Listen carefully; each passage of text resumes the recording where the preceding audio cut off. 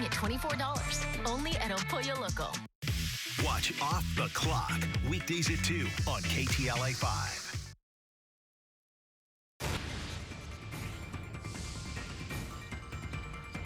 Now at 4, breaking news. The suspect police say brutally beat and sexually assaulted a woman in East LA has been arrested. Good afternoon. This is the KTLA 5 News at 4. I'm Samantha Cortese. And hi there, I'm Courtney Frail in today for Pedro. The victim suffered a broken nose, severe bruises, and other painful injuries during the attack in front of her home. Police wanted him off the streets. They believe the suspect also violently attacked other people. Let's get right out to KTLA's Sandra Mitchell outside the Hall of Justice in downtown LA. Hi, Sandra.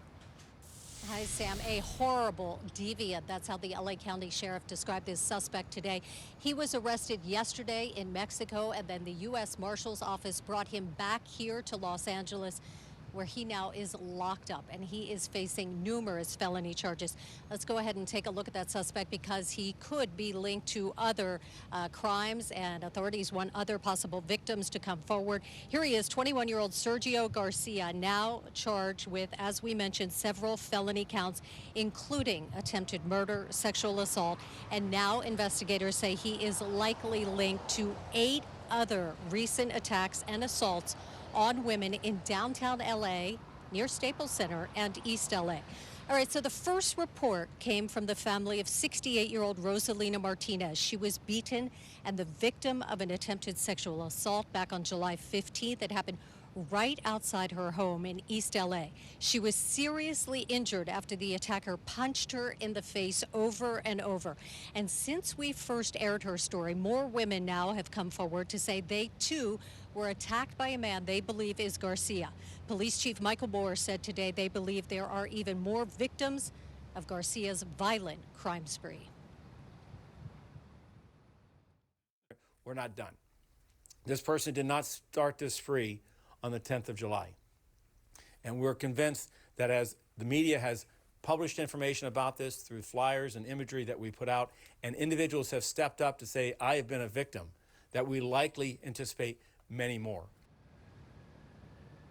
We know that Garcia has been arrested 7 times before and charged with felonies, but in all of those, he was not convicted. The sheriff does not like what he is hearing about this suspect today. He said he will not get away again. We're going to give him the hammer, and he said he deserves it. We're live in downtown Los Angeles. I'm Sandra Mitchell, KTLA 5 News. Again, the suspect in these assaults now locked up in custody here in LA. Sandra, thank you.